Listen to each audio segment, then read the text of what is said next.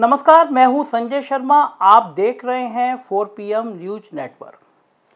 भारतीय राजनीति में खोपड़ी, बिल्ली, उल्लू, खरगोश, कबूतर इन सब का भी बड़ा महत्व है। आप सोच रहे होंगे सुबह सुबह मैं आपसे कैसी बातें करने बैठ गया। राजनीति का भला उल्लू से, खरगोश से, मुर्गों से, कबूतरों से क्या काम, बकरे भी शामिल हैं। हाजू बड़ा काम है ये, और बड़े से बड़े राजनेता खुद उल्लू बनते हैं उल्लुओं के चक्कर में। मुझे याद है कि एक दशक पहले चंद्रा स्वामी हुआ करते थे, तांत्रिक। देश के प्रधानमंत्री थे नरसिंहा राव। उंगलियों पे नाचते थे नरसिंहा राव चंद्रा स्वामी के। दाऊद से लेकर दुनिया का जो हथियार का सबसे बड़ा सौदागर था, उस तक से चंद्रा स्वामी के संबंध थे। कहने को संत थे, तांत्रिक थे, लेकिन वो जलाता प्रधानमंत्री उनकी उंगलियों पे रहते थे। और बाद में जब राजीव गांधी की हत्या हुई तो जो ये आरोप आया सामने कि लिट्टे को हथियार पहुंचाने में चंद्रा स्वामी की बड़ी भूमिका रही है। तो राजनीति में ऐसे तांत्रिक, ऐसे महात्मा, इन सब का प्रवेश बड़ा आना जाना रहता रहा है। उत्तर प्रदेश की राजनीति भी इससे अछूती नहीं है। यहाँ पे एक दूसरे को, विरोधियों को मात देने के लिए तांत्रिकों का सहारा, हवन का सहारा, बलि का सहारा, ऐसी चर्चाएं होती रहती हैं। जब अखिलेश यादव मुख्यमंत्री थे तो बड़ा चर्चित नाम है स्वामी कैलाशानंद का हरिद्वार में। तो उन पे आरोप लगा था कि उन्होंने अखिलेश यादव को नुकसान पहुंचाने के लिए एक बहुत बड़ी तांत्रिक क्रियाएं की हैं। हालांकि उन्होंने बाद में कैलाशानंद ने इसका खंडन किया, मगर ऐसी तांत्रिक क्रियाएं होती रहती हैं। मैं ये सारी बातें आपको इसलिए बता रहा हूँ कि कल जब मैं डिबेट कर रहा था तो दीपक शर्मा ने एक बहुत बड़े शनि मंदिर में हवन का उल्लेख किया और केशव मौर्य का उसमें उल्लेख किया कि केशव मौर्य ने वो हवन कराया था। अब दीपक शर्मा कोई साधारण पत्रकार नहीं है। आज तक चैनल में मेरे ख्याल से 15 साल से ज़्यादा उस आदमी ने काम किया है। उसकी रिपोर्टिंग, उसके स्टिंग ऑपरेशन, उन्हें तहलका मचा दिया। सलमान खुर्शीद के ट्रस्ट का जो मामला सामने आया था वो दीपक शर्मा की देन थी। और सलमान खुर्शीद इतने बौखला गए थे कि लंदन में जाकर मानहानि का मुकदमा किया था उन्होंने दीपक शर्मा के साथ। तो मैं ये बता रहा था कि राजनीति में ये सब चीज़ें होती रहती हैं। और फिर दीपक शर्मा ने एक बार आजम खां का एक मामला में स्टिंग किया था, आजम खां के नाम को लेकर। यूपी की विधानसभा में हंगामा हो गया था। पहली बार ऐसा हुआ कि विधानसभा में आज तक चैनल तक को तलब कर लिया गया था, फिर बाद में बड़ा माफीनामा। तो मेरा कहने का मतलब ये है कि दीपक शर्मा भारतीय पत्रकारिता का एक बहुत बड़ा नाम है। कल मेरे साथ डिबेट में थे और उन्होंने वो शनि मंदिर का हवन और उस पर राजनीति की बहुत बढ़िया बढ़िया मुद्दों पे बातचीत की।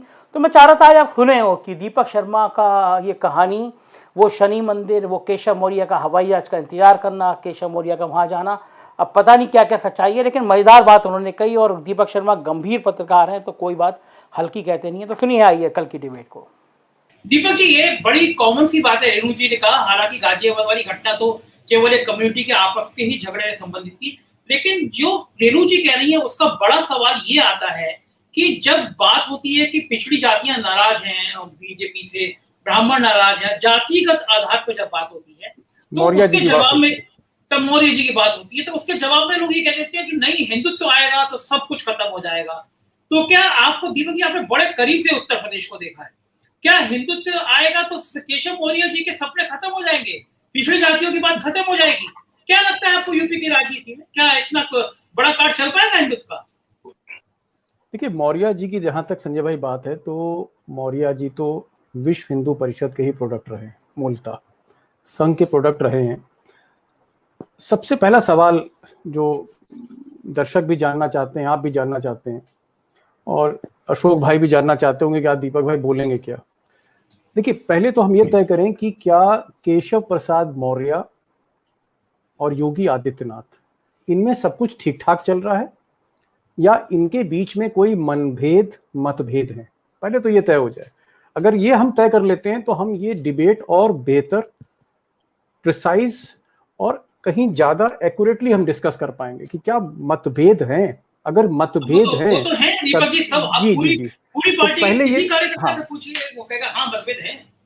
तो पहले ये तय हो जाए। तो आप एकदम सही कह रहे हैं कि मतभेद हैं, क्योंकि मैंने देखा कि जितनी तोहमतें, जितने आरोप और अनर्गल आरोप केशव प्रसाद मौर्य पर लगे, चाहे पीडब्ल्यूडी के ठेके को लेकर हो, चाहे कुछ और मामले हो, कभी मुख्यमंत्री की सोशल मीडिया टीम जो सबसे बड़ी है उत्तर प्रदेश में, उन्होंने मौर्य को डिफेंड नहीं किया। उनके कैबिनेट के बहुत अहम सदस्य हैं। आज तक एक बयान योगी जी की तरफ से मौर्य जी के लिए नहीं आया, एक अच्छा बयान नहीं आया, एक पॉजिटिव बयान नहीं आया, एक सकारात्मक बयान नहीं आया, जबकि वो उनकी कैबिनेट के अभिन्न अंग हैं। पीडब्ल्यूडी जैसा मंत्रालय है। तो मतभेद हैं। और इसी तरह से अगर आप मौर्य साहब को देखें तो मौर्य साहब से जब भी सवाल पूछा गया, मैं आज की बात नहीं कह रहा हूं, 2 दिन पहले की बात नहीं कह रहा हूं, 2017 के बाद जब कभी उनसे मुख्यमंत्री को लेकर कोई सवाल पूछा गया अलग अलग कालखंड में, कभी भी उन्होंने योगी जी के को बैक नहीं किया, उनको सपोर्ट नहीं किया, उनके समर्थन में नहीं खड़े हुए। नंबर 1 तो मनभेद है। अब मैं आना चाहता हूं कि आखिर उनकी ताकत क्या है, क्या ताकत है मौर्य जी की। मौर्य जी की ताकत यह है कि जहां योगी जी क्षत्रियों का प्रतिनिधित्व करते हैं, और क्षत्रिय देखिए, क्षत्रिय बहुसंख्यक वोट नहीं है उत्तर प्रदेश में, क्षत्रिय से कहीं ज्यादा ब्राह्मण है और उनसे कहीं ज्यादा ओबीसी है। तो अगर जाति की बिसात जब बिछेगी तो एक पावरफुल कैंडिडेट के तौर पे, एक पावरफुल चेहरे के तौर पे, कल्याण सिंह के चेहरे को रिपीट करने वाला अगर कोई चेहरा है तो वो मौर्य है। और मौर्य की यही ताकत है, क्योंकि आप ये जान लीजिए कि नॉन ओबीसी यादव में सबसे बड़ी जाति, उसका प्रतिनिधित्व मौर्य जी करते हैं। लेकिन अब दिक्कत क्या है मौर्य जी के साथ, संजय भाई? दिक्कत क्या है? दिक्कत यह कि दुर्भाग्य से बहुत छोटा कैरियर है उनका। उनकी राजनीति सियासत 2012 में शुरू हुई, और अगर मैं कहूं तो सिर्फ 5 साल का पॉलिटिकल कैरियर केशव प्रसाद मौर्य का है। 2012 में विधायक बने, 2014 में एमपी बने, 2016 में भाजपा के प्रदेश के अध्यक्ष बने, और 2017 में डिप्टी सीएम बन गए। छोटा कैरियर, महत्वाकांक्षाएं बहुत ज्यादा है।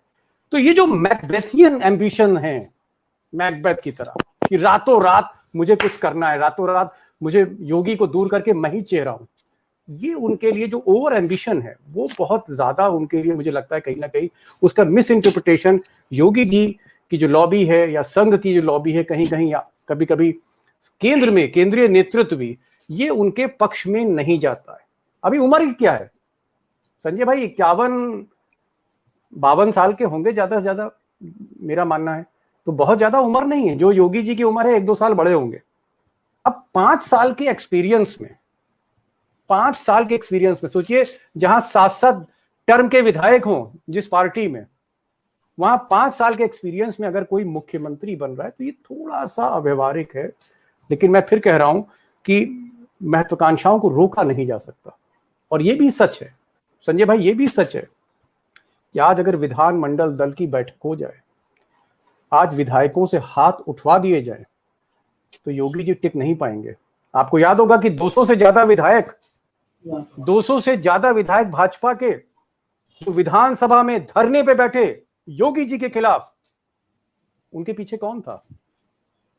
वो शो ऑफ स्ट्रेंथ किसकी थी? वो शक्ति परीक्षण किसने करवाया था? उसके पीछे कौन था? कौन चंद्रगुप्त मौर्य उसके पीछे था? वो मौर्य ही जी थे। जो हवन हुआ, मैं वसंत कुंज से बोल रहा हूं, वसंत कुंज मेरे घर से 10 किलोमीटर दूर शनि महाराज का मंदिर है। आपने टीवी में देखा होगा शनि महाराज को। उस मंदिर में सुबह 4 बजे हवन कराने कौन गया था? वो हवन किस मकसद से हुआ था? वो कौन चंद्रगुप्त मौर्य था? और उसके पीछे चाणक्य कौन थे? ये तो योगी जी को सब पता ही लग चुका है। दीपक की बातें मत करिए, लोग अब पूछेंगे कि शनि महाराज के मंदिर में तांत्रिक क्रिया क्यों? बता दीजिए दर्शकों की आपने उत्सुकता बढ़ा दी। बाद में सवाल मैं कह रहा हूं कि शनि मंदिर में वो चंद्रगुप्त मौर्य कौन था? आप बता दीजिए। मैं बता रहा हूं ना, उत्तर प्रदेश सरकार का स्टेट प्लेन, उसको सुबह 7 बजे उड़ना था और 7 बजे पायलट तैयार था। यूपी सदन में गाड़ियां लग चुकी थी, मौर्य जी नहीं मिले यूपी सदन में। और आपको पता है, अशोक भाई बताएंगे कि फ्लाइट प्लान फिर से उसको जो है देना पड़ता है। आप पहले फ्लाइट प्लान देते हैं एटीसी को, एटीसी उसके बाद गो हेड करता है, समय लगता है, बड़े प्रोसीजर्स होते हैं। और 7 बजे का फ्लाइट प्लान सबमिट किया गया था दिल्ली के एटीसी को, लेकिन मौर्य जी नहीं पहुंचे। पता लगा कि साहब शनि धाम पे हवन चल रहा है सुबह 4 बजे से। वो हवन क्यों हुआ था? अब संजय भाई आप भी खोजी पत्रकार है, थोड़ा आप भी पता लगाइए। सब कुछ मेरे ऊपर डाल के एफआईआर कराएंगे क्या? एफआईआर कराना चाहते हैं मुझे आप, या तो सूर्य प्रताप बनाना चाहते हैं। मैं कह रहा हूं कि कुछ चीजें हम मेरे सवाल ये है कि ये हवन, ये पूजा पाठ, ये सब तो योगी जी के जिम्मे था। अब ये केशव मौर्य भी हवन और तांत्रिक क्रियाएं कराने लगे क्या? देखिए, मैं फिर कह रहा हूं कि महत्वाकांक्षाएं इतनी ज्यादा है। 2 हवन मुझे याद हैं। एक हवन सरदार राय सिंह ने कराया था, उत्तर प्रदेश में बड़ा मशहूर हवन हुआ था। राय सिंह ने हवन कराया था काशीराम और मायावती के लिए, और उसी दिन उनको मायावती ने सरकार से बाहर फेंक दिया था।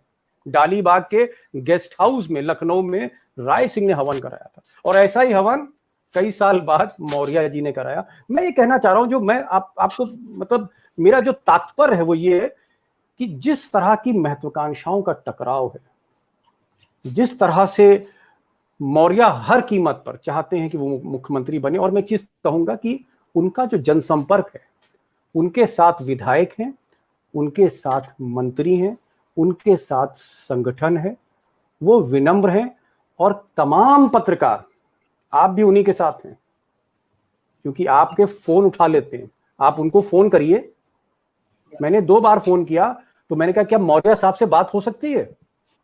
बिलीव करिएगा अशोक भाई, मैंने कहा मौर्य साहब से बात हो सकती है उप मुख्यमंत्री जी से? तो जानते क्या अशोक भाई वहां से जवाब आया? मौर्य बोल रहा हूं। दीपक भाई बताइए।